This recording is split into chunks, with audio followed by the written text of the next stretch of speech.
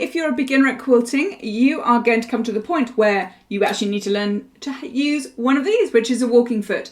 So I'm going to show you in this video a complete tutorial and demo on how to use one and why you need one of these as well. So I am Kim, this is Quilt with Kim. You are very welcome. Let's switch camera and go and have a look.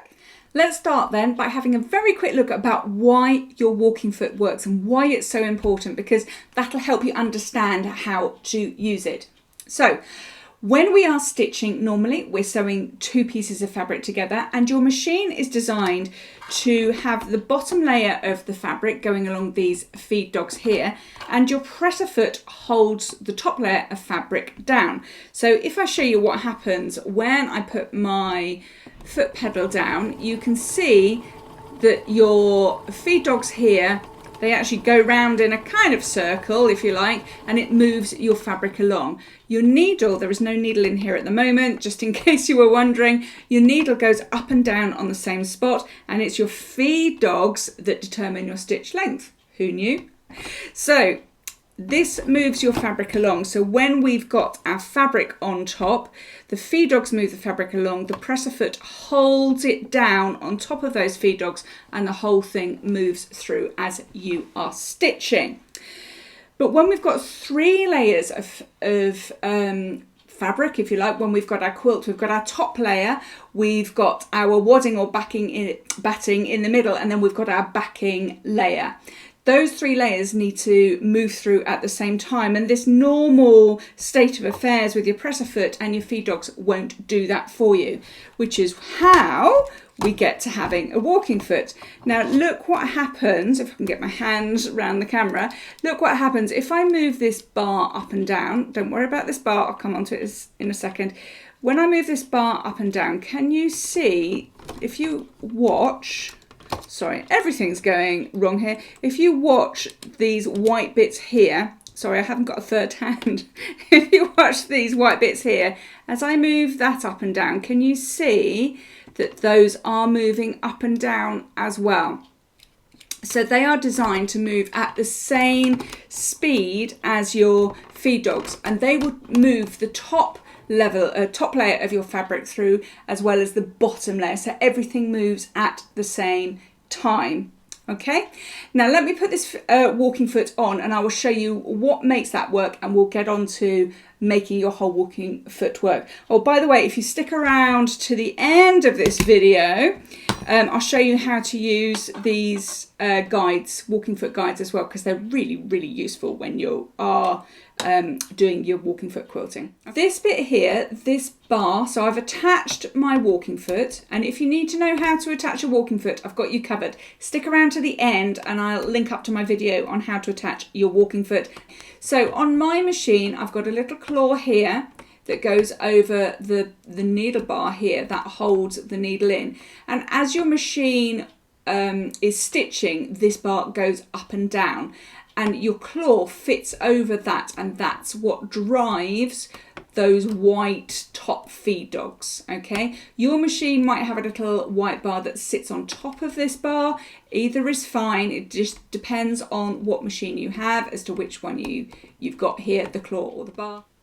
So we start first of all by making sure that we've got long tails. Both top and bottom threads need to be about 3 or 4 inches long. 4 inches probably a bit better, but don't sweat the small stuff if you've only got about 3 inches.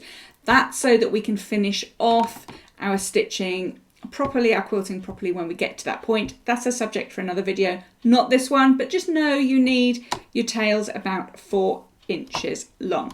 I'm going to put those to the back. I've got an increased stitch length, so do that.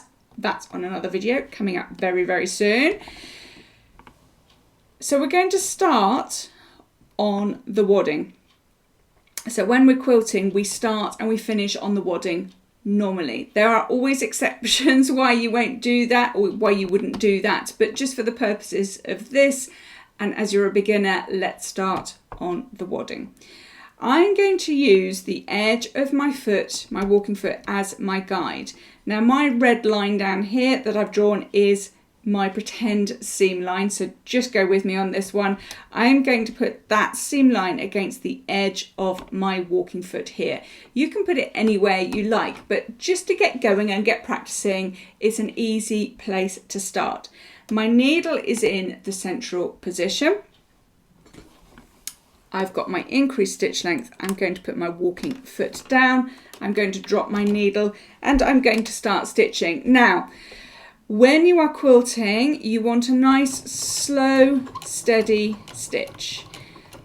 There is plenty of time for speedy sewing when you're piecing things together or you're sewing up anything else, but when you're quilting, keep it nice and steady. Otherwise, what tends to happen is that you can skip stitches or you'll get little teeny tiny stitches because the machine is trying to catch up with itself. But for the purposes of your general quilting, nice, slow, steady pace, and it's very relaxing, it's very hypnotic, and it's quite addictive as well. So we've started on the wadding, and we're going to finish on the wadding as well. But now, so there we go, I've finished on the wadding. If you've got an inbuilt cutter in your machine, do not press it. If you haven't got an inbuilt cutter and you don't know what the blazes I'm talking about, don't worry about it. You'll know if you've got a cutter.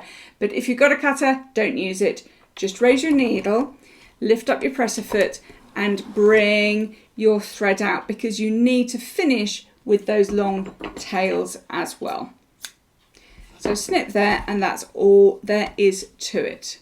Okay, so I've done my stitch line here and it's running nice and parallel to my seam line there. Now, I promised you to show you how to use one of these. Okay, so this is a guide. So if you want to do lines that are parallel to here and you want them nice and even, this is where this guide comes into its own. So let me show you about that. Let me just move my camera so you can see for a moment. So this guide goes on the back of your walking foot. So you might have a hole. This one goes into a hole here and it's quite stiff. It needs to be stiff because it needs to stay in position. If you've got a groove on top, it will clip into it. You need to give it a good press down so it sits down at the bottom. So either way, either push it into the groove or pop it into the hole, and it needs to be stiff. If it's waggling about in the wind, that won't do you much good. So you need it nice and stiff like this. Okay, and buy the guide that is meant for your walking foot because they're not all equal in their width. Get the one that is made by your brand for your walking foot. So these work by you deciding what distance you need between the edge of your guide here and where your needle is here. So let me switch back to the machine and all will become very, very clear. You can see here I've got my guide in place. I've put it at about an inch away from my needle. So my needle is here and it's about an inch away from that. You can put it wherever you like. And all you would do is just slide it out or back in again, depending on where you want it to be. So how this works is we put our quilt underneath and our stitch line here is going to sit underneath the guide. So our gap between our two stitch lines is going to be whatever your gap is between your needle and your guide. So if you want it narrow a gap, move the guide in. If you want it a wider gap, move it out. There's no right or wrong answer. Just have a play and experiment and see what you love the look of. All right, so put your guide onto the stitch line. I'm going to put my foot down and I'm going to put my needle down. If you're wondering why I'm starting in the middle of my mini quilt here, it's just to show you. You would start in the same place right at the edge of your quilt on the wadding. Now this time, instead of looking at my walking foot, I'm going to watch where my seam line is in relation to that guide. So I want to watch that seam line there or that stitch line there and make sure that it goes underneath that guide. And then all I'm going to do is stitch in the normal way, just looking over here and keeping that on the straight and narrow as I go down here. And this is really just the magic of how you do all those parallel lines wherever you need, your cross hatching, whatever design you want. This is how you do it. Okay, so let's just keep going to the end so that you can see how it finishes.